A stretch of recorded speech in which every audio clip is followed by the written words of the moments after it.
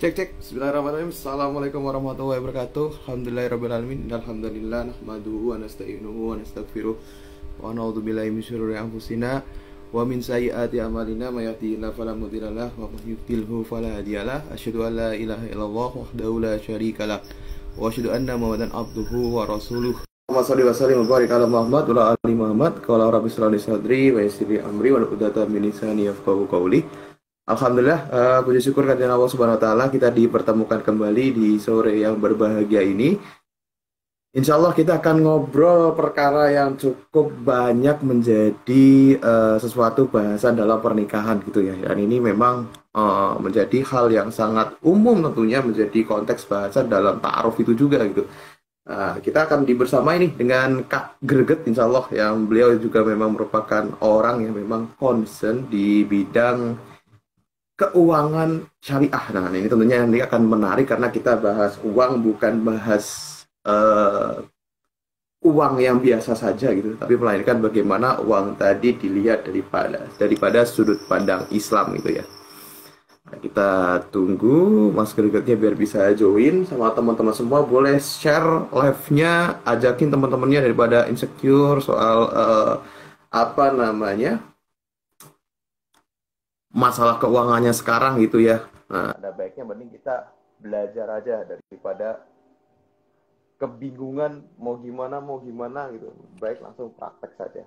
Nah, Assalamualaikum Mas Greget. Waalaikumsalam warahmatullahi wabarakatuh. Sehat Mas Greget? Alhamdulillah bisa Sehat, berjumpa alhamdulillah. kembali. Ya, Masya Allah. sehat, Mas Greget alhamdulillah. ini alhamdulillah banget loh. Jadi teman-teman, ini itu kesempatan yang cukup susah juga karena beliau juga jadwalnya padat ya. Kita harus menyesuaikan, dan mungkin ini nanti kita live dimanfaatkan semaksimal mungkin pertemuan yang singkat ini. Jadi dari teman-teman semua bisa nanti kalau ada yang ingin ditanyakan, nah ini menarik banget nih. Mungkin Kak Greget boleh nih kenalan dulu. Barangkali ada teman-teman yang baru pernah ngelihat Kak Greget nih. Silakan Kak Greget. Ya, Assalamualaikum warahmatullahi wabarakatuh. Halo teman-teman, rekan-rekan dari Ta'aruf Online Indonesia. Ini alhamdulillah kedua kalinya ya kita berkolaborasi ya Mas ya. Kalau nggak salah kedua kalinya ya.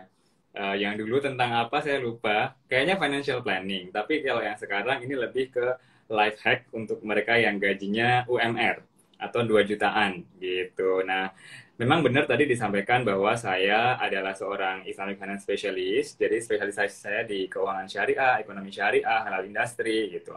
Nah, sekarang sedang aktivitas sehari-harinya bekerja di salah satu badan PBB di Indonesia. Gitu, Mas. Baik, alhamdulillah, insyaallah. Nah, baik, Mas Greget, ini temanya itu cukup menarik karena kita memang bahas tentang UMR, kemudian kita coba selipkan 2 juta di sana karena memang mungkin bagi setiap orang punya range ukuran masing-masing gitu ya Mas ya. Saya juga Iya, tadi iya. sempat liatin postingannya Mas Greget bahwa keuangan itu ya memang sifatnya sangat personal gitu, nggak semua template bisa diterapkan ke masing-masing orang gitu. Nah, kita kasih 2 juta Betul, ini karena memang betul. paling banyak nih. Nah, 2 juta ini paling banyak jadi standar patokan apalagi orang yang baru memulai karir nih Mas. Hmm, Nah, hmm, hmm. biasanya nih kalau di muda-mudi sekarang gitu ya, yang baru karir ataupun tadi ya karirnya sudah nanjak, cuman akhirnya pandemi harus mengurang lagi gitu ya. Kesalahan apa sih yang biasanya dilakuin? Nah ini, kalau benar kan enak nih, tapi kalau dari salah kan mungkin ada beberapa template kesalahan yang sering dilakukan gitu di Ya, dalam mengelola gaji yang memang masih UMR tadi. ya. Jadi sebenarnya kalau kalau kita bilang soal gaji atau pemasukan atau penghasilan, 2 juta itu eh, kita sebut UMR ya, tapi itu UMR di daerah, mungkin ada di Jawa Tengah gitu, daerah ya rata-rata di Jawa mungkin ada. Tapi Kalau yang di tempat lain mungkin ada yang 4 juta, ada yang 3 juta. Cuman ini kita ambil yang 2 juta supaya yang 3 sama 4 juga bisa dapet gitu tipsnya gitu kan. Yang 2 juga gitu. Nah, tadi kembali ke pertanyaan. Biasanya kesalahannya apa sih ketika teman-teman yang sudah dapat gaji atau penghasilan ini kadang suka kebobolan gitu ya. Jadi nggak bisa ngontrol. Yang pertama sebenarnya adalah paling basic, Mas. Nggak punya tujuan. Sama kayak kalau misalnya kita mau jalan-jalan gitu ya, pakai mobil, pakai motor gitu. Itu kalau nggak ada tujuan ya muter-muter aja. Yang ada cuma capek, ya nggak? Bensin habis, ada polusi gitu ya, tenaga juga habis gitu, terus duit juga habis. Tapi muter-muter doang, nggak ada tujuan gitu. Jadi yang pertama kalau kita nggak ada tujuan, kita harus punya tujuan itu. Nah tujuan ini diambilkan dari apa? Ada banyak faktornya. Misalnya ngambil dari nilai. Nilai yang kita percaya itu apa? Oh, kita orang Indonesia, kita Muslim, gitu ya. Berarti kita menggunakan nilai-nilai agama Islam dan tradisi di Indonesia, gitu kan. Itu nanti dibagi lagi, misalnya, oh ada yang di Jawa, ada yang di Makassar, ada yang di Sumatera, di Bali, beda-beda, kan gitu. Tapi yang paling penting adalah dia itu punya tujuan, punya visi, gitu. Itu kesalahan pertama, orang nggak punya tujuan. Yang kedua adalah, biasanya kita nggak siap ketika terjadi peristiwa. Peristiwa ini maksudnya apa? Peristiwa ini maksudnya bukan cuman oh ada bencana alam gitu, oh ada pandemi, oh ada PHK massal, bukan hanya itu. Tapi peristiwa-peristiwa yang hampir semua orang pasti mengalami. Misalnya apa? Mau sekolah S2 gitu misalnya buat yang single. Terus menikah, ya kan? Yang mau menikah. Terus punya anak gitu. Terus ada yang meninggal. Jadi peristiwa-peristiwa kehidupan ini nggak disiapkan dengan baik. Ya, misalnya kalau kita mau sekolah, kita lulus S1, mau S2, kita nggak siap-siap, ya kita nggak punya dana, akhirnya nganggur. Karena nggak ada dana bekerja. Maunya sekolah tapi nggak punya dana. Terus kemudian mau menikah gitu ya. Kemarin saya sempat lihat ada apa namanya pertanyaan di Q&A saya, mending mana, mapan dulu, nikah dulu, atau yang mana nih, mapan dulu atau nikah dulu gitu. Nah, nanti mungkin bisa dijawab sama TOI ya. Nah, kadang-kadang itu juga nggak siap nikah karena merasa nggak mapan ya gitu kan. Terus kemudian juga kalau punya anak, anak itu turunannya banyak nanti. Ada dana pendidikan, dana kesehatan, dana makan, main, pakaian itu. Turunannya banyak. Kalau nggak disiapin juga bisa kebobolan. Gitu. Jadi kita nggak paham peristiwa-peristiwa ini. Terus yang ketiga, ini yang paling banyak orang lakukan. Kesalahan gaya hidup. Gitu. Misalnya apa? Hedonisme ya. Beli barang-barang yang pokoknya harus yang mahal, harus yang branded, padahal uangnya nggak ada. Gitu. Cuman pengen gaya doang, tapi minjem, pay letter, cicilan, kredit, belum nanti kalau kita ngomongin soal riba, ya. Terus kemudian juga FOMO, fear of missing out, terutama soal investasi, gitu. Maksain investasi yang penting kelihatan keren, nanti di story bisa ngupload grafik hijau merah, gitu kan. Atau juga misalnya impulsif, gitu. Merasa pengen healingnya tiap minggu karena stres kerjaan ke mall, beli-beli, padahal nggak dipakai. Gaya hidup, gitu.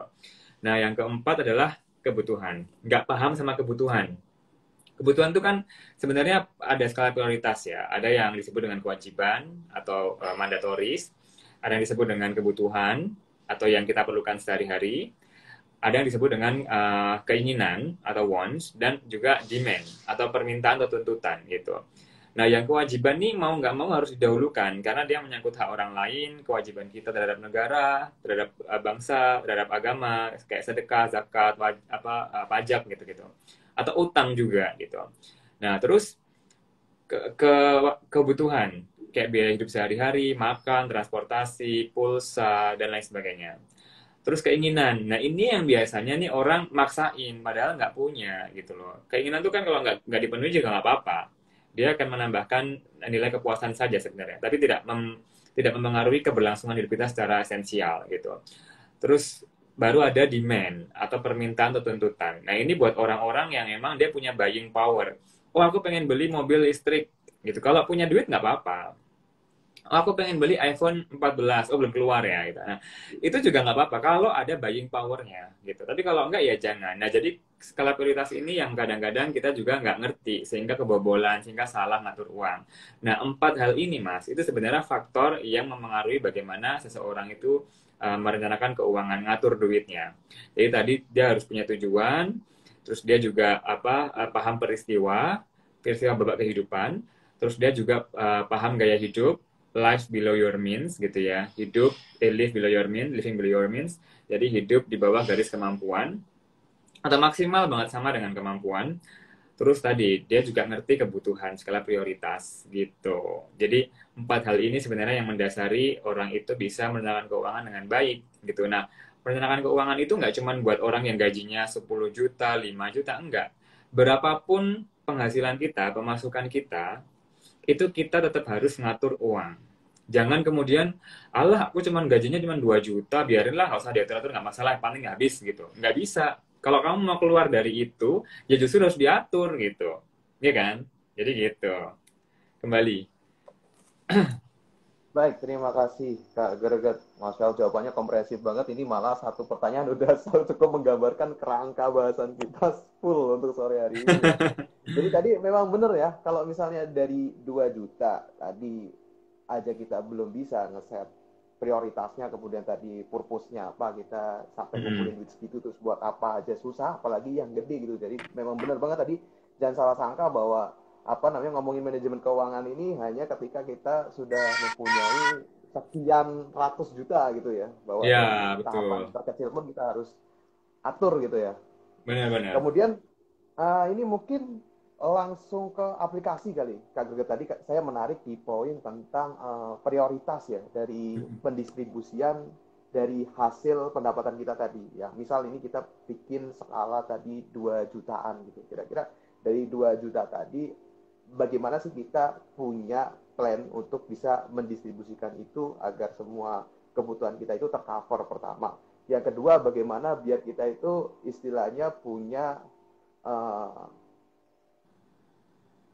pegangan gitu ya, bahwa ini memang udah di pos ini buat ini nih. Nah, purpose tadi gitu, biar nggak sampai kena ke gaya hidup, ke FOMO sama impulsif tadi gitu. Iya.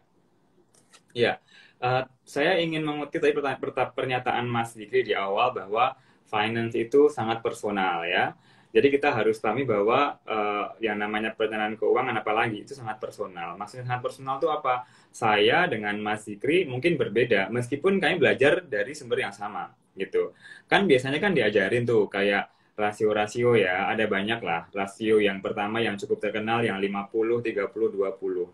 50 untuk living, kemudian 30 untuk playing, 20 untuk saving. Atau playing savingnya diutak-atik bolak-balik juga boleh. Itu yang paling terkenal. Jadi kita menggunakan 50% dari alokasi gaji kita untuk kehidupan, living. Misalnya apa? Ya kebutuhan makan sehari-hari, akomodasi, gitu kan. Tadi transportasi, komunikasi, gitu ya. Terus yang 30% untuk playing itu untuk rekreasi, hiburan gitu ya. Terus kemudian mungkin kalau misalnya pengen self reward gitu-gitu, ya 20-nya untuk investasi atau untuk nabung gitu. Itu kan yang umum. Itu model yang pertama. Model yang berikutnya ada yang 10, 20, 30, 40. Nah, 40 ini digunakan untuk kebutuhan pokok hidup biasa lah, kayak yang 50 tadi gitu. Terus kemudian 30, 20-nya juga duit boleh investasi sama playing, nabung tadi. Nabung investasi sama playing. Nah, yang 10 itu untuk kebaikan. Gitu, sedekah, zakat, lalala gitu lah. Pokoknya kebaikan gitu. Tapi ada juga yang lebih simple, Mas. 80, 20. 80, 20 nih, 80 nih pokoknya semua pengeluaran, 20 ini savingnya. Jadi buat mereka yang nggak mau ribet mikir, yang penting 20 ini nabungnya, 80 ini pengeluarannya. Itu apa hukum Pareto, 80-20 gitu ya. Itu buat yang nggak mau mikir ribet-ribet gitu. Intinya 20-nya nabung gitu. Nabung dulu, sisanya baru buat kebutuhan. Ada juga yang diajarkan oleh Rasulullah ya, oleh Salman Al-Farisi. Satu, satu, satu. Jadi dibagi tiga. Yang pertama itu untuk kebutuhan gitu ya, terus kemudian nanti berikutnya itu dipakai untuk kalau nggak salah itu untuk nabung gitu ya, atau modal usaha sama sedekah gitu, kebaikan gitu. Nah, kalau misalnya Mas Zikri lebih suka, aku mau yang simpel aja deh, yang 80-20, ya nggak apa-apa gitu, nggak apa-apa. Tapi kalau misalnya aku mau ikut yang Rasulullah deh, biar agak lebih berkah, karena sedekahnya sepertiga nih, gitu, sepertiga, ya udah nggak apa-apa, gitu. Yang penting adalah kita tuh ngerti bahwa ini model yang saya pakai, saya punya alatnya, yaitu apa ya, mungkin Excel gitu ya, atau mungkin pakai aplikasi yang gratisan gitu, atau mungkin pakai aplikasi yang berbayar, yang connect dengan digital banking dan lain-lain. Yang penting itu, gitu, ngerti alatnya dan disiplin, gitu. Karena kalau pun kita punya perencanaan yang luar biasa sempurna, gitu, karena perencanaan sempurna itu akan jadi nol besar kalau realisasinya, actionnya itu nol gitu loh. Jadi percuma gitu. Yang penting sebenarnya realisasinya itu. Jadi gimana supaya kita benar-benar stick to the plan gitu. Mau 50-30-20 boleh, 1-1-1 boleh, 80-20 boleh, 10-20-30-40 itu boleh gitu. Nah, itu jadi itu kalau kita ngomongin soal modelnya ya, Mas. Terus kita ngomongin skala prioritas juga. Ini yang kadang-kadang juga kita kadang karena FOMO, karena gaya hidup tadi agak salah menempatkan. Jadi misalnya awalnya tuh harusnya kita punya proteksi dulu. Di piramida prioritas itu paling bawah itu proteksi gitu ya. Jadi proteksi ini maksudnya kita punya dana darurat. Dana darurat itu tabungan yang liquid yang bisa kita ambil sewaktu-waktu kita membutuhkan. Untuk pasangan muda misalnya ya, berdua tinggalnya gitu kan. Dia harus punya minimal 6-12 kali pengeluaran bulanan. Jadi kita tuh kalau misalnya gaji 2 juta ya, itu dikumpulkan dulu tabungannya sampai 6-12 kali pengeluaran bulanan. Jadi nanti kalau tidak sesuatu yang mungkin ya, naudzubillah ya, misalnya kayak di PHK gitu ya, atau sakit, nggak bisa kerja, nah itu ada cadangannya. Jadi dia punya waktu 6-12 bulan buat mencari penghasilan tambahan yang lain, pekerjaan yang lain gitu. Nah, setelah proteksi itu baru nabung yang biasa, nabung yang buat yang lain-lainnya gitu. Terus setelah itu kalau udah punya tabungan juga, baru investasi. Jadi jangan buru-buru investasi gitu. Nggak ada mewajibkan gitu. Nah, dari tadi Mas, dari pola-pola model-model tadi pakai 50 dan lain-lain tadi, itu ada satu benang merah bahwa ada sekian persen, 10-20% itu disisihkan untuk nabung gitu. Karena emang ya nabung ini dianjurkan juga dalam agama Islam juga. Jadi ada gitu. Kayak waktu Quran surat Yusuf, kisah Nabi Yusuf yang panen terus disimpan untuk di masa paceklik, itu kan juga kita bisa maknai sebagai proses menabung atau proses asuransi ya, proteksi gitu. Jadi itu. Terus juga untuk yang bergaji 2 juta, ini yang kadang-kadang orang nggak gitu ya. Mereka yang UMR 4,5 juta, di bawah 4,5 juta itu kan nggak kena pajak gitu. Jadi sebenarnya juga nggak perlu ada pengeluaran pajak. Terus nggak kena zakat juga, karena nggak nyampe nisab. Tapi boleh sedekah gitu, buat latihan gitu. Terus kemudian juga yang paling penting adalah tadi dari kita punya model, kita punya tools, terus kita punya kedisiplinan. Nah, outcome-nya itu adalah ke habit, Mas. Outcome-nya itu bukan oke lah tujuannya untuk mencapai tujuan keuangan. Punya uang, beli rumah, beli mobil, biaya pendidikan anak, naik haji, atau pernikahan dan sebagainya. Tapi outcome-nya itu adalah habit gitu. Jadi sebagai manusia, terutama pasangan muda gitu ya, itu kita punya habit, dua habit yang menurut saya ini konsep mentalitas yang penting. Punya mental orang yang selalu punya tujuan gitu. Nah, yang kedua, dia punya mental orang yang punya tujuan tapi berusaha untuk mencapai tujuannya. Jadi dua mentalitas ini yang kita coba bikin, kita coba bangun lewat perencanaan keuangan tadi.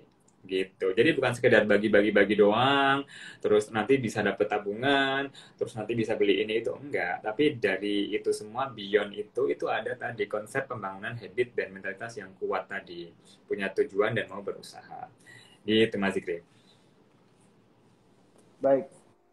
Ya menarik banget karena memang sebelumnya itu kami pernah live ngobrol-ngobrol juga gitu, Mas Gilgit sama teman-teman di Tarvolen gitu. Dan memang ada pernyataan yang begini, dulu ketika saya bujang gitu, duit berapapun itu habis gitu. Tapi ketika berkeluarga itu kok bisa cukup, terus malah bisa punya duit yang buat mencapai tujuan itu. Berarti tadi memang dari purpose tujuannya tadi itu, goals yang kita set tadi itu memang Betul. berpengaruh banget ya. Betul. Sama mungkin ini kali Mas, kita ini kalau ngomongin soal filosofi yang agak berat gitu ya, orang menikah itu kan sebenarnya rezekinya rezeki berdua gitu. Jadi rezekinya mungkin kayak orang kan selalu bilang, nanti nikah itu akan membuka pintu rezeki. Saya pikir itu betul, karena rezeki berdua jadiin satu gitu kan. Jadi kesannya jadi lebih banyak gitu. Nah terus juga ada kontrol gitu. Kenapa kita menikah dengan orang, kalau ta'aruf kan kita mestinya juga, oh ya ini saya juga pengen usul ya, kalau misalnya ta'aruf, mungkin perlu juga di apa namanya dicantumkan aspek literasi keuangan, jadi ngerti gitu kan, sehingga nanti kita ngerti oh pasangan kita tuh kayak gini gitu. Nah jadi bisa saling mengontrol gitu. Oh ternyata pasangan saya ini orangnya tipe-tipe yang spender, jadi suka belanja. Tapi kalau saya tipe-tipenya saver, suka nabung gitu. Nah berarti kan ngontrol satu sama lain gitu. Nah kalau misalnya sama-sama spender, nah berarti harus cari metode nih gimana supaya mereka berdua itu nggak nanti setiap hari ke mall belanja habis dong duitnya kan gitu. Gitu. Betul tadi ada yang komen juga mindset, betul. Baik, alhamdulillah. Iya ya, tadi penting banget ya buat naruh itu juga Hmm, di bagian deskripsi taruh. Benar juga. Kalau betul betul misalnya betul yang satu betul. suka jajan, yang satu suka saving, tapi nanti nggak dikomunikasikan, repot juga ya kak ya. Iya, betul Hmm, betul. Insya Allah. Baik, tadi alhamdulillah nih udah dikasih pembagian presentasinya, kemudian juga udah dikasih skala prioritasnya tadi, di mana proteksi itu menjadi sesuatu yang memang harus dipenuhi terlebih dahulu. Yang kemudian kalau udah penuh nih, baru nabung, baru investasi. Nah yang saya penasaran nih Kak Greget gitu, ini tentang proteksi dan tabungan ini jarang sekali dibahas dalam apa namanya literasi soal finance ya. Sejauh yang saya ketahui, apalagi di letting umuran saya gitu, maksudnya yang baru lulus dan lain-lain gitu, itu jarang sekali membahas tentang apa namanya uang yang buat proteksi dan tabungan gitu. Tapi justru lebih suka ke hal-hal yang baunya investasi nih, yuk main ini nih, main ini nih gitu nih. Nah, ini kenapa ada apa namanya trennya demikian gitu, Mas? Kenapa Hmm. kok malah orang-orang itu cenderung ke investasi gitu dan nggak mikirin proteksinya tadi? Kemudian sebenarnya apakah pemahamannya demikian itu dapat dibenarkan gitu? Iya, mungkin ini kali ya. Mungkin sebenarnya kita itu kan what you seek is seeking you. Kalau kata Rumi, salah satu filsuf ya. Jadi apa yang kamu cari itu yang mencari kamu, gitu. Jadi kalau misalnya kita mencari literasi keuangan, yang kita pengen investasi, maka yang akan sering kita temui investasi. Tapi sebenarnya satu konsep komprehensif dari pendanaan keuangan tuh ada arus kas gitu ya, ada proteksi asuransi, ada nabung gitu ya, ada akumulasi investasi tadi, ada distribusi waris ketika meninggal gitu kan, ada purifikasi kayak bayar zakat, bayar pajak. Jadi sebenarnya ada banyak aspek gitu. Nah, memang uh, investasi menjadi menarik karena apa? Karena semua orang ngomongin itu dan semua orang orientasinya ke sana. Semua orang pengen uang mereka yang tersedia itu bisa dilipat gandakan dengan cara investasi. Kan begitu. Itu yang menarik gitu ya. Sehingga banyak sekali yang menyampaikan itu, banyak sekali yang ayo kamu harus invest, apa gaji UMR bisa investasi, mahasiswa bisa investasi gitu. Padahal ya kita harus melihat kondisinya juga, nggak semua orang itu wajib investasi dan tidak ada kewajiban investasi. Investasi itu anjuran, anjuran supaya harta itu berputar, tidak mengendap di segelintir orang. Artinya apa? Investasi itu juga memakmurkan kondisi masyarakat sekitar gitu. Harusnya kan begitu.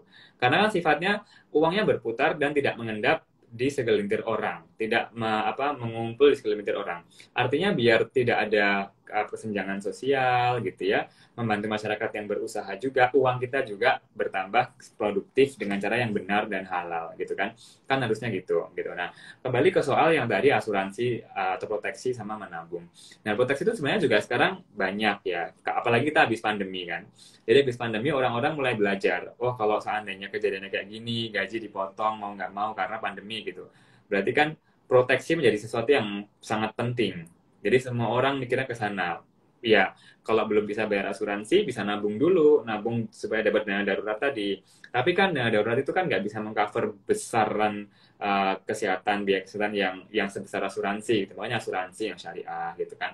Kalau sudah gitu baru nabung, nabung emas, nabung ini, nabung itu baru investasi gitu. Nah, jadi itu yang sekarang orang cenderung bahas kenapa investasi ya karena tadi itu lebih kayak apa ya, lebih menarik gitu karena kayak waduh berapa sih returnnya gitu kan, terus banyak juga instrumennya gitu kan, diversifikasi gitu, dollar cost averaging gitu kan, terus kripto dan lain-lain. Jadi banyak gitu, makanya orang pada fokusnya ke sana. Padahal ya urutannya tadi, proteksi dulu, saving atau nabung, baru investasi gitu. Baik. Jadi memang ke bawah tentang arus informasi yang ada di apa namanya sekitar kita gitu ya. Bahwa banyak yang ngomongin investasi akhirnya tertarik juga buat arah ke sana gitu ya Kak. Mm-mm. Terus tadi menarik karena memang tadi investasi disebutkan bahwa investasi itu memang sejatinya untuk mereka yang memiliki memang kelebihan daripada dana kebutuhan yang sewajarnya gitu. Dia mempunyai harta yang mengendap yang kemudian dengan jalan investasi itulah harta tadi bisa diputarkan untuk kemaslahatan sosial gitu ya Kak ya. Nah, Betul. maka berarti kan itu untuk orang yang memang sudah memiliki tingkatan ekonomi yang standar ke atas gitu. Nah, ini kalau kembali ke tema kita tentang 2 jutaan tadi gitu. Bisa nggak sih orang yang 2 jutaan ini buat investasi? Atau investasi ini kan masih sempit nih. Kayak saya mungkin pandangan tentang investasi itu masih sempit. Masih tentang hal-hal yang berbau misal apa namanya, reksadana dan lain-lain gitu. Nah, kalau Kak Greget sendiri sebenarnya memandang investasi itu seperti apa? Apakah orang yang digaji sekitar 2 juta atau bahkan di bawahnya itu masih bisa melakukan investasi gitu? Ya, saya menambahkan dulu ya sebelum masuk ke investasi. Tadi kan Mas Vicky menyampaikan bahwa orang yang investasi itu orang yang memang sudah punya kelebihan dana. Artinya dana yang tidak digunakan atau biasa disebut dengan dana dingin, uang dingin. Jadi dia nggak dipakai buat makan, buat bayar akomodasi, buat transportasi dan hal-hal lain yang sifatnya setiap hari kita butuhkan atau pokok gitu. Nah, makanya disebut uang dingin. Nah, selain itu ada juga syarat yang lain. Saya biasanya pakai rumus LSI. LSI itu yang L-nya literate. Jadi kita punya literasi, pengetahuan soal investasi. Karena investasi ini nggak sesederhana menabung ya. Yang kita nyimpen duit, habis itu duitnya tetap ada, terus bagi hasil atau mungkin yang masih pakai konvensional berbunga. Kalau saya kan nggak pakai itu ya. Nah misalnya sesederhana itu, nggak seperti itu. Investasi itu nanti ada ilmunya dalam arti dia menghasilkan, bagaimana cara dia menghasilkan, instrumennya apa, bagaimana peraturannya, mekanismenya, gitu kan. Makanya kalau kita ngomong soal wakaf, wakaf itu kan satu instrumen yang sangat produktif ya. Orang yang paham investasi lebih cocok untuk mengelola wakaf karena dia diproduktifkan, karena ada ilmu-ilmu keuangan di situ, gitu. Jadi literasi pemahaman itu penting sebelum kita memutuskan investasi, meskipun kita punya uang dingin. Terus yang kedua, skill, berpengalaman. Jadi punya pengalaman. Jadi dimulai dari yang paling kecil, yang paling rendah resikonya. Karena kan resiko itu seharusnya sejalan atau berbanding lurus dengan return gitu. Jadi imbal hasil itu sejalan dengan risikonya. Kalau resikonya kecil tapi imbal hasilnya besar, nah kita harus main logika. Make sense nggak sih ini? Masa iya resikonya nggak ada tapi imbal hasilnya 20% gitu per bulan misalnya gitu. Itu kan Masya Allah gitu ya, subhanallah gitu kan ya. Dari mana cara muternya gitu kan. Makanya kita harus ngelihat halal nggak, legal nggak, logik nggak gitu. Karena kalau kita milih investasi yang nggak halal, nggak legal, nggak logik, itu dampaknya bukan cuma buat kita mas, tapi juga ke masyarakat. Kita bisa ngelihat kok investasi bodong sekarang juga akhirnya merugikan masyarakat secara luas. Karena itu kayak domino efeknya. Orang berbondong-bondong mencoba, akhirnya kena semua gitu. Jadi merusak tanaman masyarakat kayak gitu. Nah, jadi LSI. Jadi I atau idle, uang dingin tadi itu syarat terakhir sebenarnya. Jadi sebelum itu kita harus literasi dulu, punya pengalaman. Makanya waktu waktu kita kuliah atau masih lulus kuliah, belum berpenghasilan tetap, belum berpenghasilan yang stabil gitu ya. Kalau mau investasi itu tujuannya ngebentuk habit dulu. Jadi jangan langsung orientasinya cuan cuan cuan profit profit profit gitu. Enggak gitu. Nah, kembali ke pertanyaan untuk yang 2 juta. Gimana caranya investasi? Kalau saya nggak menyarankan investasi kalau gajinya masih 2 juta gitu. Kenapa? Jangankan 2 juta. Saya baca-baca apa namanya? Baca-baca pertanyaan-pertanyaan gitu ya. Kalau saya punya uang 30 juta atau 10 juta lah, 10 juta itu gimana investasi apa ya gitu. Mendingan jangan diinvestasiin, dipakai buat meningkatkan skill, kemampuan gitu. Kenapa? Karena misalnya gini, Mas. Nabung 100.000 per bulan setahun dapat 1,2 juta, ya kan? 1,2 juta itu diinvestasikan, nanti paling dapatnya berapa sih? 6% gitu ya. 6% itu berapa dari 1,2 juta? 60.000 ya, atau 80.000 gitu kan. 80.000 dalam 1 tahun loh mas. Padahal uang 1,2 juta ini kalau dibeliin kamera, ya misalnya dibeliin HP, dibeliin langganan Canva per bulan gitu, itu bisa bikin konten, bisa bikin fotografi, yang per bulan bisa menghasilkan lebih banyak. Jadi kita juga mikirnya ke sana gitu. Makanya saya bilang 2 juta mau investasi nggak usah gitu. Yang penting tuh cukupi dulu kebutuhannya sampai settle. dalam arti settle tuh nggak ngutang ya, jadi nggak punya pinjaman, baru nanti setelah itu mikir investasi. Nah, caranya gimana supaya settle? Oke, kita udah ngelis tadi pengeluaran, ya kebutuhannya udah terpenuhi gitu ya, terus bisa nabung, bagus lah bisa nabung, dipenuhi dengan daruratnya gitu. Nah, cobalah untuk upskilling atau reskilling gitu. Jadi ketika gajinya 2 juta, itu fokusnya adalah menaikkan penghasilan. Gimana caranya? Ya, oh berarti mengurangi pengeluaran. Ya, kalau pilihanmu itu ya terserah. Tapi itu bukan menaikkan penghasilan. Menaikkan penghasilan itu bukan mengurangi pengeluaran. Menaikkan penghasilan itu menambah pemasukan. Gitu loh. Jadi misalnya upskilling atau reskilling.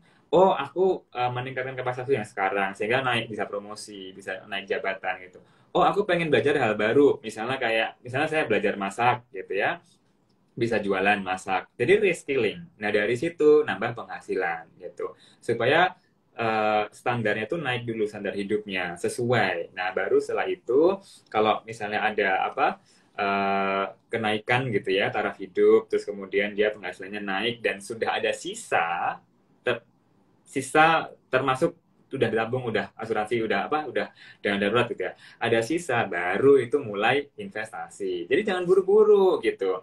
Orang yang gajinya mungkin 10 juta atau 30 juta, dia sisa aja, beberapa perencana keuangan masih menyarankan udah jangan investasi yang aneh-aneh. Mendingan beli buku, belajar gitu kan. Mendingan latihan ini latihan itu gitu. Jadi ada banyak, nggak cuma investasi yang ada di pasar modal, pasar keuangan gitu.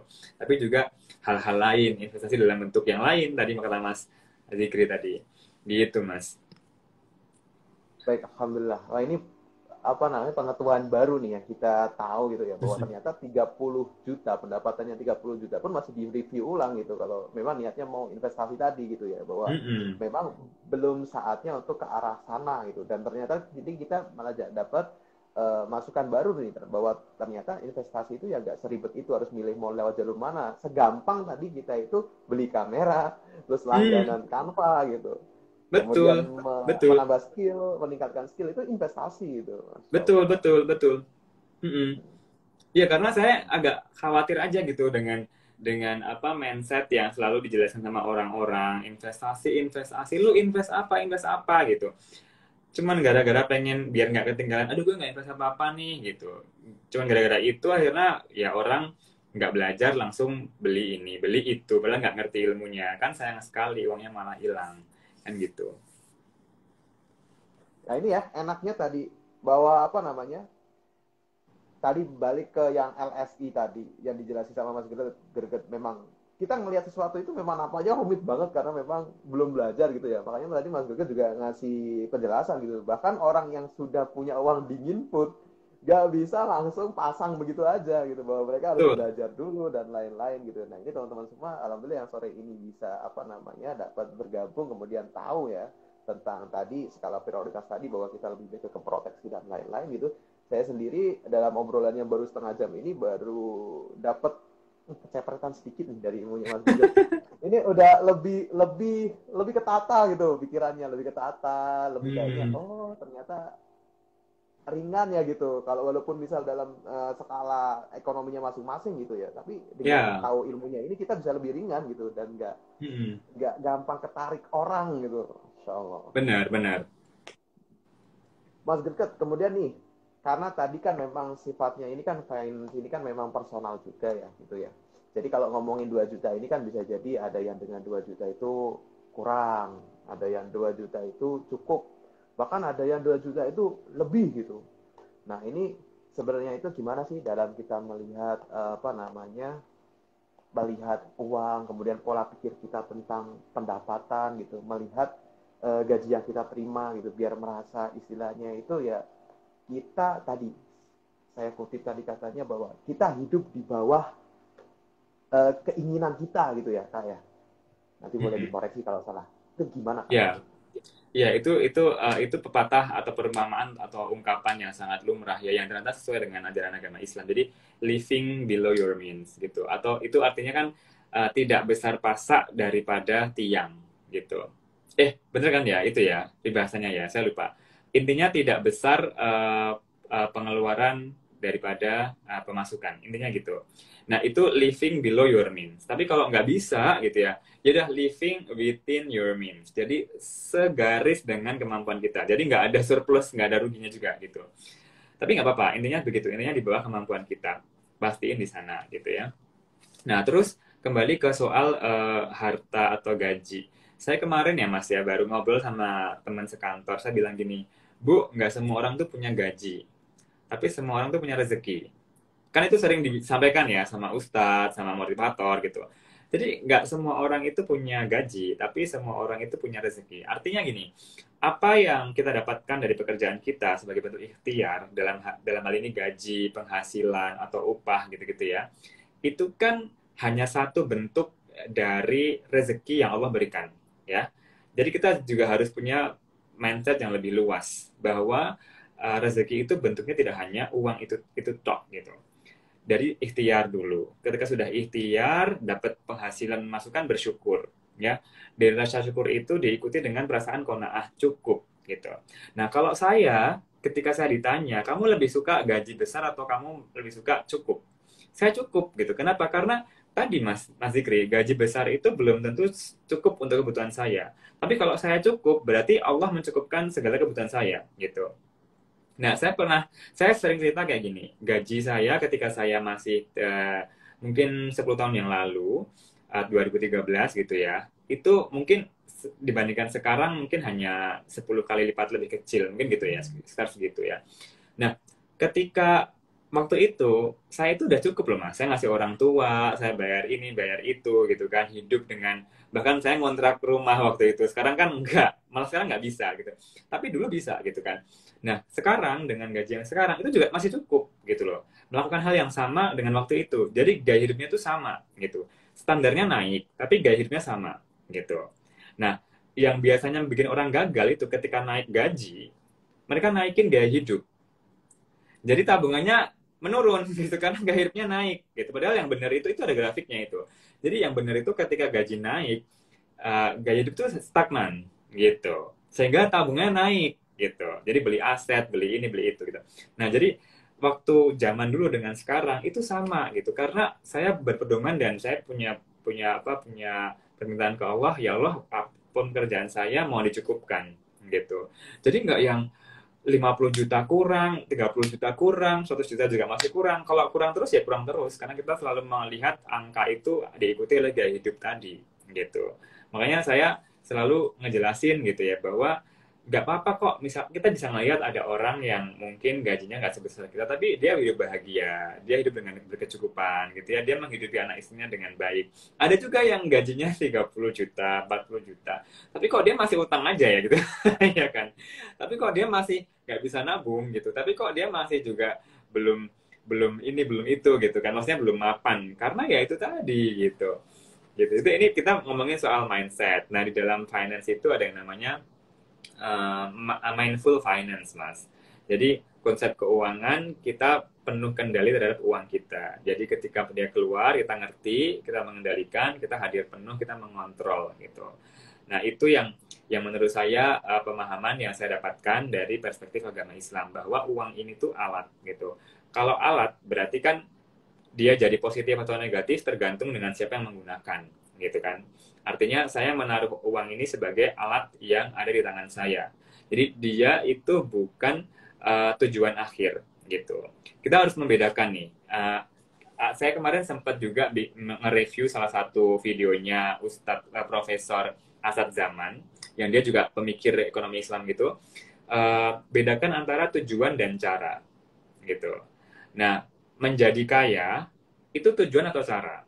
Terserah, teman-teman boleh memaknai sendiri-sendiri. Kalau saya tuh menjadi kaya ini bukan tujuan, tapi cara gitu. Kenapa cara?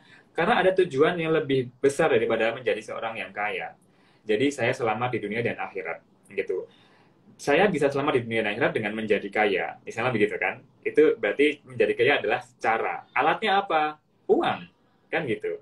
Jadi saya bisa naik haji, saya bisa menikah mencukupi kebutuhan keluarga saya bisa memberikan pendidikan yang terbaik, saya bisa berzakat, saya bisa bayar pajak, memakmurkan negara, gitu. Saya bisa berbisnis, menggerakkan perekonomian, membuka lapangan pekerjaan. Kan itu tujuannya sebenarnya, Jadi bukan semata-mata jadi bilioner, jadi milioner. Apalagi kita kena peer pressure, oh teman aku di sana dia umur 25 tahun udah dapat 1 miliar. Nggak penting kayak gitu. Nggak penting gitu. Itu tuh nggak penting karena kalaupun dia dapat 1 miliar, kita dapat apa sih? Kita kan nggak kecepatan apa-apa. Jadi nggak penting gitu. Jadi dengan perasaan-perasaan apa tadi ikhtiar, kemudian syukur, qanaah, maka kita nggak akan tergoda dengan yang namanya peer pressure, dengan omongan-omongan, oh dia udah bisa beli mobil loh, oh dia udah bisa beli rumah loh, itu nggak penting gitu. Nah, salah satu kuncinya itu ke qanaah itu tadi, Mas. Selama ini kan kita selalu memahami qanaah itu sebagai apa namanya perasaan cukup, gitu ya, bersyukur dan cukup dengan apa pemberian Allah pada kita, gitu. Tapi dari perasaan cukup itu kalau ditarik lagi ke lebih jauh gitu ya, beyond qanaah itu ada kemandirian. Seseorang yang dia punya perasaan qanaah, maka dia akan mandiri. Dia tidak akan menggantungkan dengan orang lain. Karena apa? Karena apapun yang Allah berikan kepada dia merasa cukup, gitu. Kalau nggak cukup, dia pasti akan nyari-nyari utang lah, minjem lah, gitu, ngerepotin lah, numpang lah, pasti begitu. Tapi kalau sudah ada dalam apa namanya sikap mentalitas qanaah yang cukup, maka dia akan mandiri. Gitu. Jadi ini kita ngomongin uang tapi lebih ke apa? Psikologi, filosofi gitu ya. Iya. Menarik, menarik. Kembali ke Ini yang mahal nih Kak. Ini yang mahal banget nih yang ini. Alhamdulillah nih. Kak Gerget mau sharing yang beginian. Nah, tadi ya teman-teman ya bahwa apa namanya ternyata balik lagi ke kendali diri ya, bahwa mungkin uang itu berapapun nominalnya nggak pasti bisa datang ke kita gitu, atau bisa bahkan pergi dari kita gitu. Tapi tadi ketika kita punya mindset yang benar gitu, dalam kondisi apapun kita bisa menyesuaikan ya. Maksud tadi qanaah tadi ternyata lebih jauh lagi ada kemandirian. Masya Allah, memang luar biasa kalau orang udah mandiri, istilahnya memang pasti memberikan dampak positif di lingkungannya gitu ya. Kak Gerget, ini izin kalau misalnya ini ada pertanyaan, boleh saya naikin Kak? Boleh, silakan. Ya, ini ada pertanyaan dari Kak Amalia. Ini mau tanya Mas, bagaimana pengaturan keuangan untuk yang gajinya tidak tetap seperti freelancer? Wah, ini bagus nih Kak. Ya, Silakan, Kak. ini tadi pertanyaan ini saya jawab langsung ya. Ini tadi pertanyaan ini juga muncul di acara tadi pagi. Tadi saya juga udah ada acara yang lain kan. Nah, jadi sok sibuk banget ya. Enggak. Nah, jadi sebenarnya kalau kita seorang freelancer gitu, misalnya gaji bulan 1, 2, 3 itu nggak menentu naik turun gitu ya. Ada 2 cara. Yang pertama adalah kita ambil rata-ratanya gitu. Jadi setahun tuh di total dulu kira-kira gimana besarannya, dikumpulkan, dibagi 12. Jadi ketemu rata-ratanya gitu. Oh, rata-ratanya X. Ya berarti kita gunakan X ini sebagai patokan pengeluaran kita gitu. Karena itu yang setiap bulan itu ada gitu. Itu pertama. Yang kedua, kalau mau lebih konservatif, lebih protektif, lebih aman lagi, kita pakai standar gaji yang penghasilan yang kita terima yang paling rendah di bulan yang paling rendah gitu. Itu juga boleh. Makanya living below your means. Nanti ketika ada surplus ya alhamdulillah bisa digunakan untuk yang lain gitu. Nah, yang surplusnya ini yang harus disiapin. Karena dia naik turun, maka ketika dia surplus, kita harus siap-siap nih, dia buat apa gitu. Karena kalau kita nggak ada persiapan dia buat apa, pasti akan impulsif. Itu pasti. Karena kalau nggak ada tujuan, uang itu nganggur gitu aja dan kita nggak tahu peruntukannya, pasti dia akan keluar tanpa ada satu manfaatnya sama sekali itu. Makanya ada orang bilang habiskan gajimu, gitu kan? Habiskan gajimu. Itu betul. Maksudnya habiskan gajimu tuh gini. 100% gaji kamu itu kamu harus tahu kemana. Jangan sampai ada satu sen pun, 1% pun yang kamu nggak tahu itu kemana gitu. Jadi pastikan bahwa ini untuk ini A, B, C, D. Jadi semua ada peruntukannya. Kalau misalnya tapi emang udah dibagi-bagi masih sisa Mas sekian gitu. Ya itu berarti kamu harus punya tujuan. Misalnya ditabung gitu. Oh kasih ke orang tua. Oh sedekahin misalnya gitu.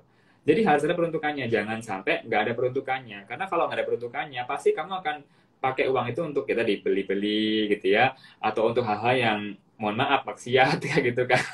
Kan jadi jangan sampai ke sana. Itu tadi saya lupa nyampein. Jadi habiskan gajimu itu salah satu tips yang tadi pengen saya sampaikan bahwa pertama adalah living below your means tadi ya. Jadi kalau misalnya gajinya 2 juta berarti spendingmu tuh maksimal banget tuh harus 2 juta gitu. Jangan sampai lebih daripada itu. Itu udah termasuk tabungan. Yang kedua, tadi keluarkan yang wajib-wajib dulu. Jadi semua dikeluarin dulu, yang buat orang lain gitu ya, yang pajak, zakat, gitu-gitu kan, utang. Terus habiskan gajimu.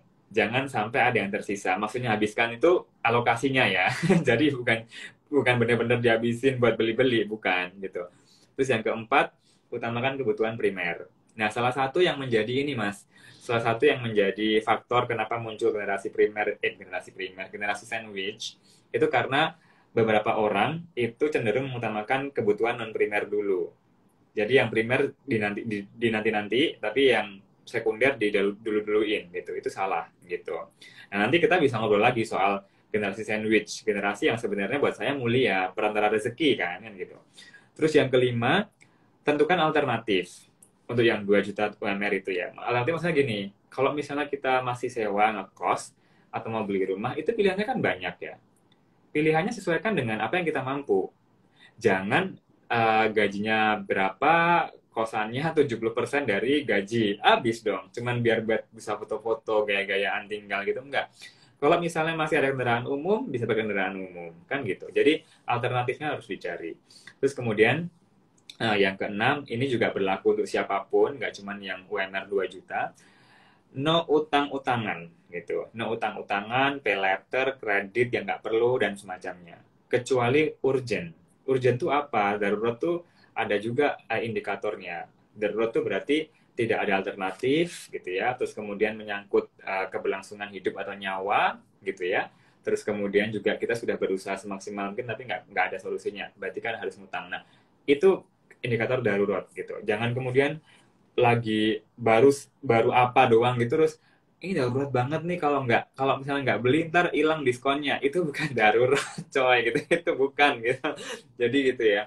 Terus yang ketujuh, yang terakhir tadi, enjoy. Kita tetap harus menikmati hidup. Saya nggak suka sama orang yang terlalu merencanakan keuangan sampai dia tuh jadi medit, kikir gitu ya, pelit, kedekut. Itu nggak, itu berarti salah dia memaknai perencanaan keuangan gitu ya. Jadi dia harus tetap enjoy kehidupan ini supaya nanti juga kita mengejar akhirat itu juga enjoy gitu loh. Terus kemudian juga tadi qanaah dan bersyukur gitu. Jadi itu ada 7 tips untuk mereka yang gaji UMR tadi gitu. Semoga ini juga menjawab yang freelance ya. Baik, alhamdulillah. Luar biasa, nggak kerasa nih karena memang daging semua. Tentunya kalau pengen nambah lagi nanti bisa-bisa sampai maghrib ya. Karena Kak Greget juga mungkin nanti habis ini ada kegiatan lagi. Jadi kita menyesuaikan, kita berdoa dan memaksa mungkin ya, memaksa Kak Greget untuk bisa hadir lagi di sini. Siap. Kapan Boleh, waktunya. ini kita masih ada 10 menit lagi kalau mau. Kita masih Oh, bisa 10 menit lagi. baik, boleh dimaksimalkan ya Kak, Pak ya berarti Ya, ya. ya. Baik, buat teman-teman, silakan 10 menit ini kita bisa maksimalkan untuk lebih menjawab terkait dengan masalah dari teman-teman semua gitu, biar ini lebih enak gitu ya. Silakan untuk yang pengen bertanya, silakan bisa di kolom komen maupun di question box. Ini ada nih Kak, nah ini untuk yang udah berkeluarga nih. Halo Kak Greget, gimana cara memanage uang pendidikan untuk orang-orang yang sudah punya anak? Ya, ya. Ya, eh, ini dengan Mbak Nora. Terima kasih banyak pertanyaannya. Jadi ini tadi saya baru mau bilang Mas. Jadi sebelum kita menikah gitu ya, itu harus ada beberapa hal yang dibicarakan gitu. Nah, sebelum saya jawab pertanyaan soal anak itu, saya mau kasih tahu dulu tentang beberapa hal yang biasanya jadi masalah antara suami dan istri. Gitu. Apalagi kalau misalnya di ta'aruf, di proses ta'aruf itu nggak ada pembicaraan soal transaksi keuangan, ini akan mungkin banget terjadi. Yang pertama yaitu adalah power place gitu. Power place itu maksudnya siapa yang kerja, siapa yang di rumah gitu. Siapa yang gajinya lebih banyak kayak gitu. Kalau buat saya nggak masalah dengan perempuan yang gajinya lebih besar atau perempuan yang pendidikan lebih tinggi gitu. Tapi mungkin orang lain ada yang merasa insecure gitu kan. Nah, yang kedua, personality terkait dengan money habits atau kebiasaan keuangan. Jadi siapa yang spender, tadi saya bilang di awal ya, siapa yang saver gitu. Terus kemudian children, anak-anak gitu. Rencana punya anak atau enggak, atau biaya-biayanya. Tapi kalau saya sendiri, kemarin ada pertanyaan kan, Kak, gimana kalau misalnya kita punya anak tapi belum siap gitu. Itu pertanyaannya sangat umum sekali. Saya sih mikirnya gini ya, anak itu kan prerogatif Allah ya kan. Jadi nggak ada istilah nggak siap tapi dikasih sama anak gitu, dikasih anak sama Allah gitu. Karena Allah itu pasti ngasih kita keturunan karena kita dianggap sudah mampu kan mendewasakan. Jadi learning by doing kan biasanya kan gitu. Apalagi kita sosokan ngomong child free, aduh please deh, itu kayaknya kita di luar kuasa kita untuk ngatur itu gitu. Nah terus itu yang ketiga. Yang keempat, what is mine, what is yours. Jadi apa yang jadi punya kamu, apa yang jadi punya aku gitu. Yang katanya selama ini bilang uang istri punya istri, uang suami punya istri, itu nggak benar. Uang istri ya punya istri, uang suami ya punya suami. Suami berkewajiban ngasih nafkah, tapi suami juga berhak mengatur keuangannya untuk keluarganya, untuk dirinya sendiri gitu. Terus utang. Yang kelima utang. Nah ini juga nanti penting nih Mas, kalau misalnya mau ta'aruf gitu ya, nanti cek juga apakah dia punya utang. Nanti tahu-tahu ketika udah nikah, waduh istrinya kena nih, ditagih-tagih sama debt collector gitu kan. Terus yang keenam, keluarga besar gitu. Nah keluarga besar ini bagaimana? Karena kan ada selama ini yang istri menikah sama suaminya, ternyata istrinya ini tulang punggung keluarga. Terus sama suami nggak boleh kerja, kan jadinya kan sayang gitu ya.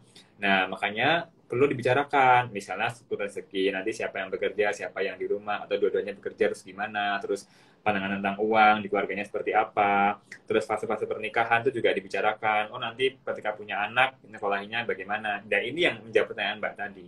Jadi dibahas gitu, oh nanti dana pendidikannya seperti apa, perencanaan keuangannya bagaimana, terus juga peran keluarga besarnya seperti apa.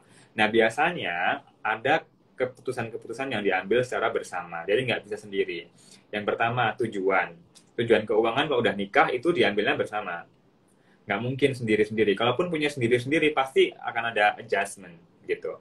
Dan kedua pendapatan itu juga di share, dalam arti di share itu sama-sama tahu, atau mungkin kalau nggak sama-sama tahu kita punya satu rekening bareng gitu buat kebutuhan misalnya gitu. Terus aset itu juga keputusan bersama. Kalau buat teman-teman yang mungkin kayaknya milenial, generasi Z, generasi Alpha gitu, mereka lebih suka punya aset terlebih dahulu sebelum menikah. Karena apa? Karena ketika menikah itu bukan jadi harta gonogini.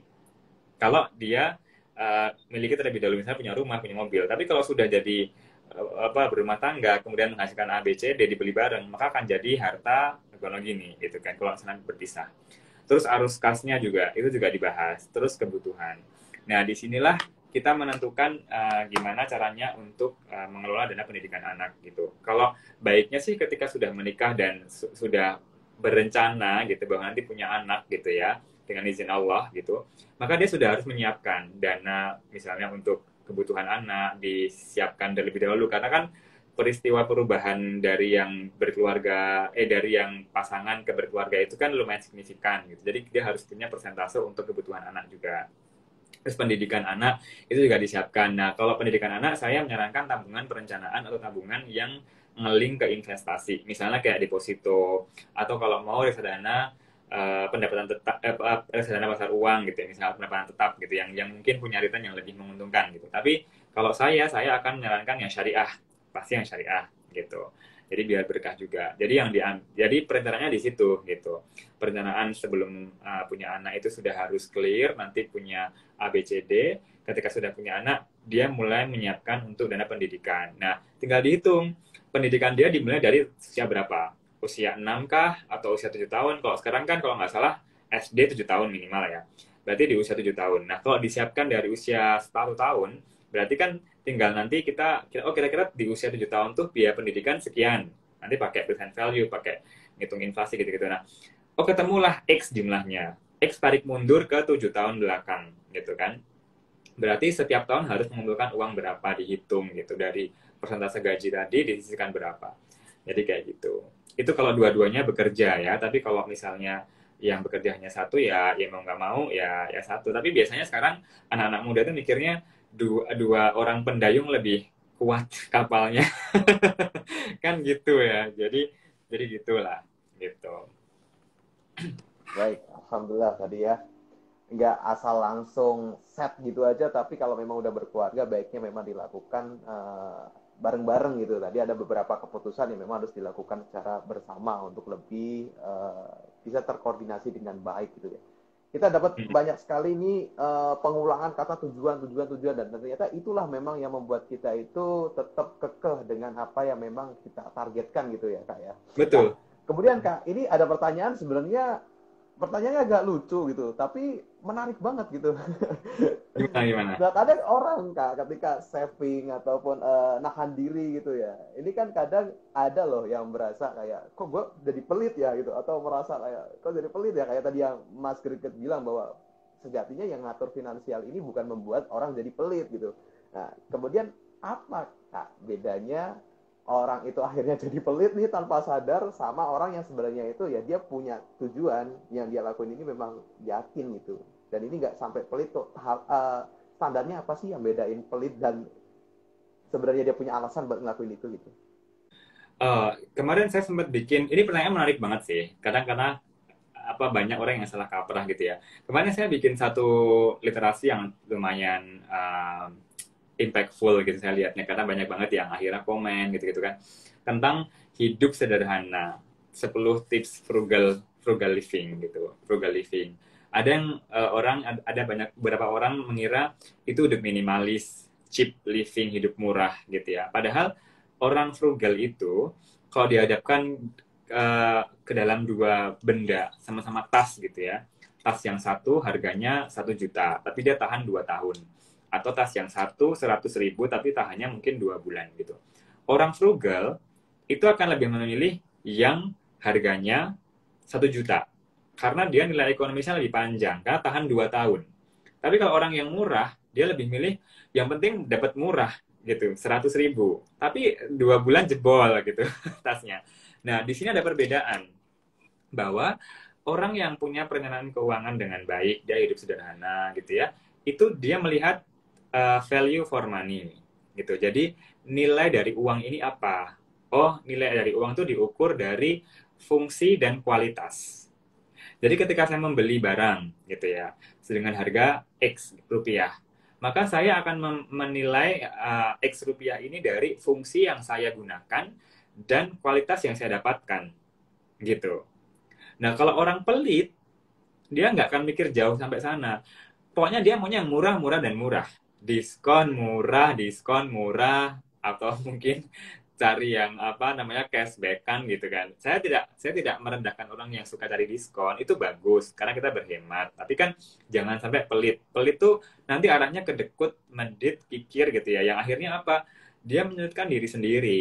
Kebutuhan dia juga nggak terpenuhi, dia sendiri juga tidak menikmati kehidupan gitu kan. Anjurannya itu kan bukan kita kita nggak pernah dianjurkan untuk menjadi orang yang kikir ya. Kita jelas dilarang untuk boros, dilarang untuk selain boros apa namanya tadi ada dua, israf dan tabzir, mubazir dan berlebih-lebihan boros gitu. Jadi tidak pada tempatnya, itu kan nggak boleh. Tapi kita juga dilarang loh untuk jadi orang yang kikir, pelit gitu. Yang dianjurkan adalah menjadi orang yang moderat. Moderat tuh nggak berlebih-lebihan, tapi juga nggak kurang-kurangan. Gitu. Jadi di tengah-tengah, cukup lah gitu. Nah, ini saya juga ingin meluruskan bahwa hidup sederhana itu berbeda dari hidup apa namanya pas-pasan gitu ya. Sederhana itu adalah sikap, gaya hidup. Jadi sesuatu yang kita pilih secara sadar gitu. Nah, kalau pas-pasan itu kondisi gitu, beda. Orang yang dia punya pendapatan yang luar biasa banyak gitu ya, dia bisa kok hidup sederhana gitu. Karena dia mengontrol itu gitu. Tapi kalau pas-pasan, dia mau nggak mau karena kondisinya begitu ya dia ngepasnya segitu. Jadi beda ya. Ini dua hal yang berbeda. Jadi kita bisa hidup sederhana meskipun gaji kita tuh besar. Tapi sederhana itu bukan berarti pelit gitu. Itu. Jadi tadi ya ada rumus function plus quality sama dengan value for money. Gitu. Masya Allah. Berarti kalau dari pertanyaan ini bobanya harus beli atau enggak ya harus dilihat dulu ya. Dari nilai boba itu nantinya apa namanya outcome-nya apa nih? Apakah dengan minum satu boba dia bisa menghasilkan yang lainnya gitu? Saya tuh loh Mas, saya tuh mungkin minum boba itu setahun tuh mungkin sekali loh. Saya boba terus kopi itu mungkin setahun sekali 2 kali. Kalau atau mungkin sekarang karena sering nyetir jarak jauh mungkin setahun 6 kali bisa. Tapi kalau boba itu setahun sekali Mas. Bener-bener saya tuh bingung.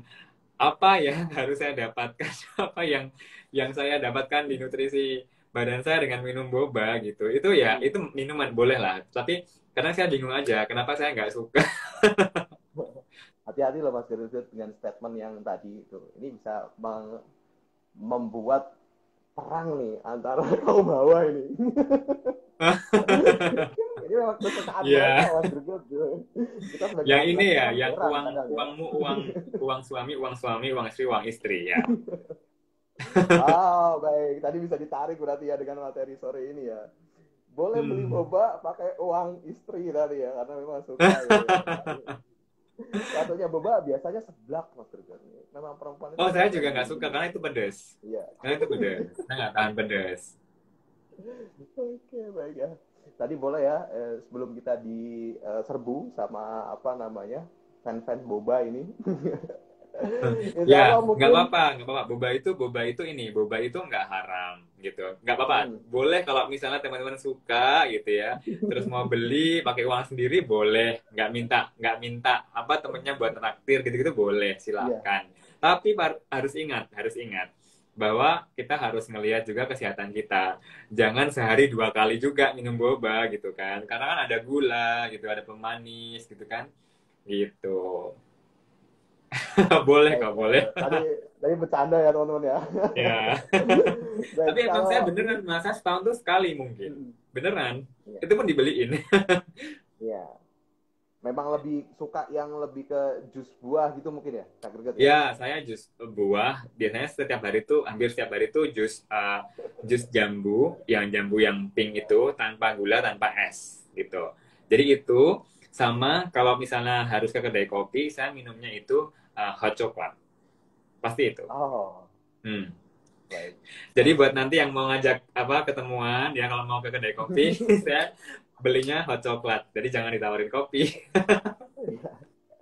Ah, itu ya tadi ya minuman favorit Kak Greget gitu ya. Betul. Buah-buahan. Alhamdulillah. Mm. Mungkin sebagai closing, Mas Greget, ada nggak yang pengen disampaikan ini buat teman-teman yang masih berjuang juga ini mungkin di Tarkon Indonesia yang pengen nikah, mungkin masih insecure juga dengan pendapatan yang mungkin tadi masih dalam taraf UMR dan lain-lain gitu. Hmm. Oke, sebelum saya ngasih closing statement, Mas nanti izin ini ya, nanti simpannya pakai collapse ya kalau boleh ya. Jadi Oh, biar saya boleh, juga boleh nyimpen banget. juga sama covernya pakai cover yang apa? Pakai covernya yang acara kita gitu. Posternya ya. Baik. Ya. Nah, jadi kok samaan sih? Nah, ini suka nyama-nyamain nih, mbaknya atau masnya ini. Enggak. Jadi gini, saya senang sekali dengan satu kalimat tadi yang di awal saya sampaikan. Ini bukan dari saya, tapi dari Ustadz. Saya lupa dari siapa. Intinya adalah semua orang itu punya rezeki, gitu. Memang kadang nggak semua orang punya gaji. Ada yang memang dia upah, gitu ya. Atau dia mungkin dari bisnis omset, gitu. Tapi semua orang tuh punya rezeki. Jadi jangan terlalu khawatir dengan sesuatu yang Allah tuh sudah tentukan, gitu loh. Ya nggak? Karena kan kalau ketika kita masih dalam kandungan usia berapa hari ya saya lupa, itu kan sudah ditentukan kan. Mati, lahir, mati, rezeki, jodoh gitu, maut itu sudah ada rezekinya. Jadi nggak perlu terlalu ngoyo karena saya takutnya ketika kita terlalu terorientasi dengan yang namanya uang, harta kekayaan, penyerahan keuangan, esensinya malah nggak dapat gitu. Jadi kita malah sibuk dengan itu, terbelenggu dengan itu. Jadi malah justru kita mikirnya duit, duit, duit, duit. Kalau kayak gitu berarti kan nggak jadi financial freedom, jadi financial prison gitu kan. Jadi penjara finansial karena mikirnya ya uang-uang terus. Berapapun uang yang kita dapat selalu mikirnya duit terus. Jadi malah jadi penjara gitu. Nah, jadi makanya saya ingin ngasih tahu bahwa rezeki itu bentuknya banyak banget. Jadi nggak cuma uang, nggak cuma gaji dan semua orang sudah punya rezekinya masing-masing. Kamu mau apa teman-teman mau mau iri, mau dengki segimanapun sama orang yang udah gajinya gede, ya kita nggak akan dapat segitu kalau itu bukan rezeki kita gitu loh. Jadi jadi orang yang mindful aja, ngerti aja bahwa oh saya sudah punya porsi saya sendiri, yang harus saya lakukan adalah saya menjemput gitu. Saya menjemput itu karena Allah sudah tentukan kan gitu ya. Dengan itu nanti perasaan kita tuh tenang, menjalani hidup tuh tenang, kerja juga nggak ngoyo. Karena kalau kerja ngoyo, misalnya lupa sholat, lebih takut sama bos daripada sama Allah kan gitu kan, jadinya kan nggak bener. Jadi mindset lah, intinya tuh di mindset. soal uang gitu yang perlu dibenerin. Makanya ini saya minta nanti ini disimpan supaya saya bisa share juga gitu. Terima kasih Mas Zikri dan tarufonline.id. Baik, Alhamdulillah. Tadi terima kasih Mas Gerget sudah memberikan insight-insight yang luar biasa. Kita jadi bisa terbarui lagi pemahamannya. Dan tadi Alhamdulillah ya, bahwa financial freedom itu ternyata ya ketika kita masih mikirin tentang uang itu sendiri, kita ternyata berarti itu indikatornya kita masih belum merdeka secara finansial. Gitu. Semakin merdeka secara finansial, maka uang itu di kepala makin hilang. Seperti yang tadi sampaikan Mas Gerget, bahwa uang itu taruh di tangan gitu. Taruh di tangan sebagai alat untuk mempermudah hidup. Itu mungkin insya Allah Mas Gerget, terima kasih banyak jazakallah khair sudah membersamai obrolan di sore hari ini. Mungkin kalau Mas Gerget mau melanjutkan aktivitas kembali, kami persilahkan. Saya izin mau menyampaikan beberapa informasi. Kalau Mas mau dengerin juga boleh gitu. Boleh sekalian aja nggak apa-apa. Oke, baik. Baik, insya Allah nanti teman-teman kita akan ada namanya event flashover ya. Flashover ini merupakan suatu promo yang kita lakukan untuk teman-teman semua bisa nge-share CV ta'arufnya secara gratis di Ta'aruf Online Indonesia gitu ya. Dalam periode waktu 2 hari, di hari Sabtu tanggal 30 Juli dan di hari Minggu tanggal 31 Juli dengan jam yang telah ditentukan, bisa nanti cek di Instagramnya. Event ini akan mempermudah teman-teman semua untuk bisa mencoba bagaimana sih experience-nya bisa ngajuin CV ke orang yang kita targeting sebagai calon pasangan kita gitu.